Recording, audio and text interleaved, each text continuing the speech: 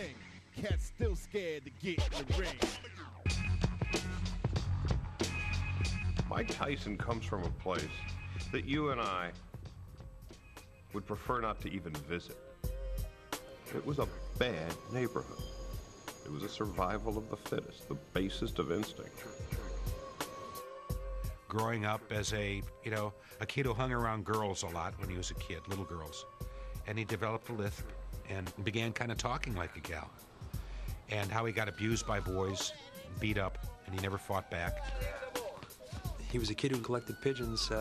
He had a kid took one of his pigeons and just ripped the head off the pigeon. And to see that happen to one of his babies, finally it turned in Myke. And it's the first time he ever fought back. And he beat the hell out of the kid. And he found out when he hit people, they stayed hit. And they fell asleep for minutes on end. And he suddenly said, I'm not going to take this stuff anymore. I'm just going to fight back. And that's when Myke turned from the victim to the executioner.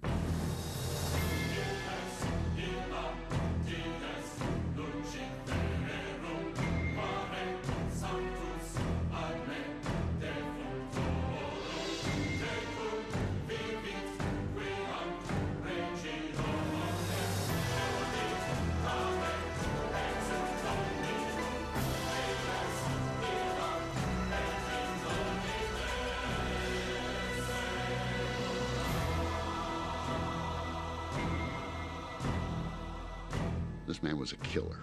He was there. He came in without a robe. He came in without trappings. He came in to destroy you, and you knew it. He was flattening everybody. And here's this guy walking around with these black trunks and black shoes and looking like, something who had emerged out of the primordial ooze. And Ratliff will sit it out.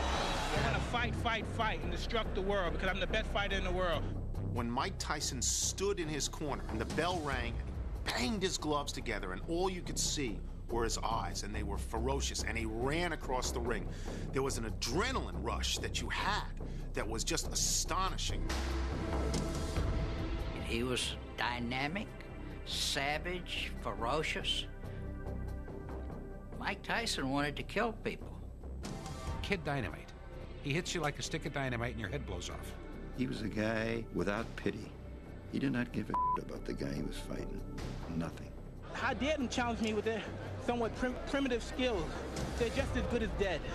I watched him in Atlantic City against Michael Spinks, and he came out that night, and Michael Spinks looked across the ring and didn't want to fight. This was a man who was going to break Rocky Marciano's 49 straight wins. This was a man who was the baddest man on the planet. His words, an extension of John L. Sullivan's, I can lick any son of a bitch in the house. Come one, come all, because nobody can get close to me. They're not even close. I'm the best fighter in the world. For his first 37 fights, Tyson was perfect.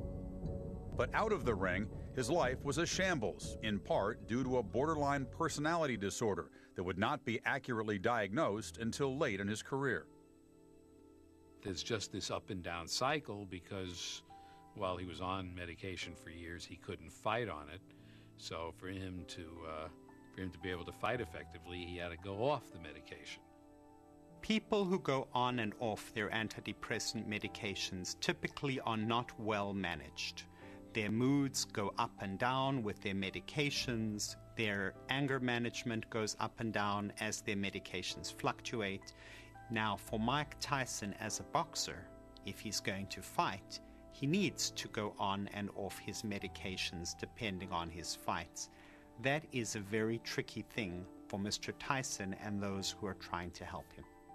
If he remains on those drugs, he can't be aggressive because they take away his aggression. And so, it's...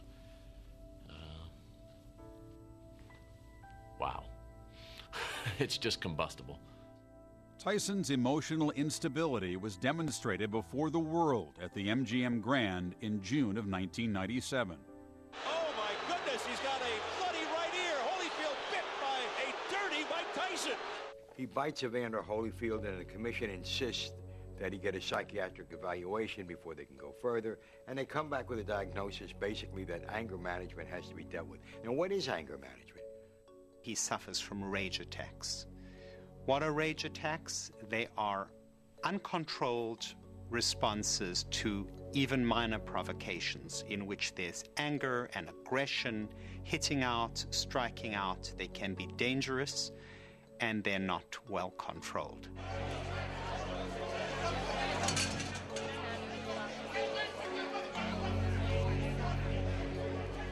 He's a ticking time bomb. He's a ticking time bomb right now. He hasn't straightened anything out. If anything, he's getting more confused. Oh, anybody in here can f with this. This is the ultimate, man. You hoe. Come and say in my face, you ask for that. Everybody. You bitch. Come on, you bitch. You're scared coward. You're not man enough to f with me. You can't last 2 minutes in my world, bitch. Look at you scared now, you hoe. Scared like a little white bitch. Scared of the real man. I'll f you till you love me, faggot.